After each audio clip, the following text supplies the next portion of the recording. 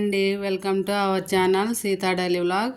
ఈరోజు జీడి మామిడికాయ కారం పెడుతున్నా. ఇలాంటివి ఒక 5 మామిడికాయలు శుభ్రంగా కడిగి నీళ్ళల్లో ఒక 2 గంటలు నానబెట్టి ఆ తర్వాత శుభ్రంగా తుడిచి ఇలా ముక్కలు చేసుకోవాలి సన్నగా. ఇవి 1 కేజీ ముక్కలు అయినాయండి. దానిలోకి ఒక 1/2 కేజీ కారం, ఒక చెంచా ఆవాలను, మెంతుల పొడి, ఒక 100 గ్రాములు ఉప్పు, ఒక పెద్ద చెంచానేమో పసుపు, ఒక పెద్ద 2 ఎల్లుల్లిపాయలు. ఇప్పుడు మిక్స్ చేసుకుందాం, కారం కలుపుకుందాం. ఉప్పు కారాలు కలుపుకుందాము. ఫస్ట్ ఒక 1/2 కిలో కారం వేసాను, ఒక పెద్ద స్పూను పసుపు,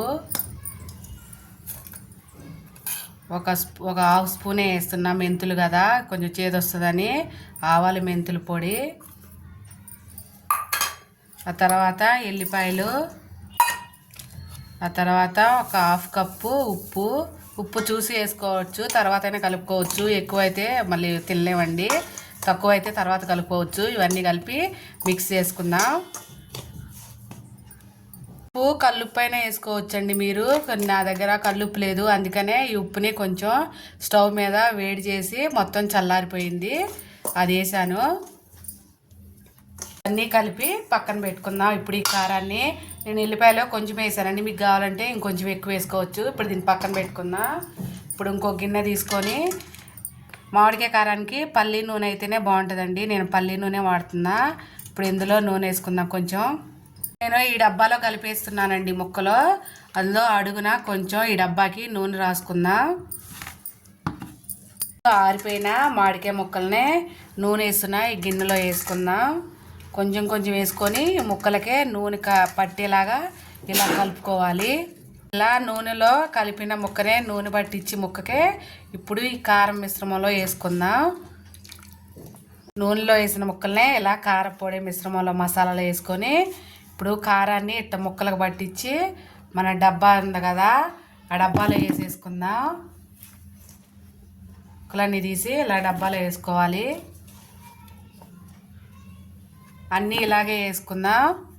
అంతా కలిపేసానండి ముక్కలో. ఇప్పుడు డబ్బాలో వేసుకుందాం. మొత్తం అయిపోయింది అంతా.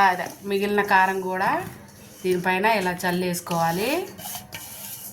ఇప్పుడు నూనె ఏం పోయాల్సిన పని లేదండి. మొత్తం కారం ఇదంతా వేసుకొని డబ్బాలో చక్కగా సర్దేసుకోవాలి. ఇది ముక్కలు కలపడానికి కొంచెం వేసాం కదా నూనె, ఇది వేస్ట్ అవ్వకుండా దీని మీద పోసేసుకుందాం.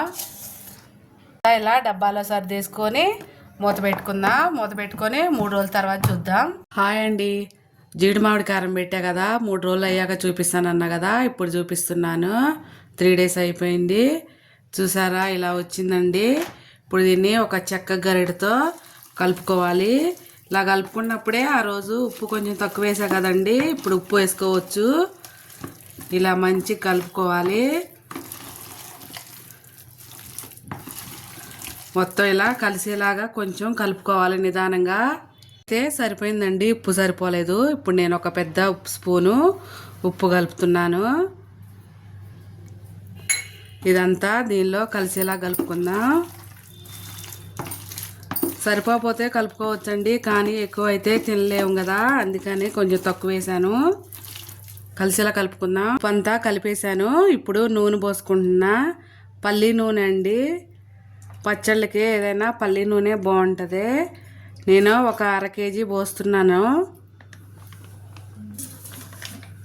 పోసి మంచిగా కలుపుకుందాం. 1 కేజీ సరిపోలేదండి, ఇంకో 1/2 కిలో పోస్తున్నా. మొత్తం 3/4 కిలో పోస్తున్నానండి నూనె, పల్లి నూనె. 3/4 కేజీ పోసాను. మొత్తం ఇలా కలిపేసుకొని సమానంగా సరి చేసుకొని ముక్క మునిగేలాగా నూనె పోసుకోవాలండి. అప్పుడే ముక్క పాడైపోకుండా ఉంటుంది. అంతేనండి, ఎంత టేస్టీ అయినా జీడి మామిడి కారం రెడీ అయిపోయింది. ఈ వీడియో ఇంతేనండి. నా వీడియో నచ్చితే ప్లీజ్ ఒక లైక్ కొట్టండి. నా ఛానల్ని సబ్స్క్రైబ్ చేసుకోండి ఫ్రెండ్స్. ఉంటానండి, బాయ్.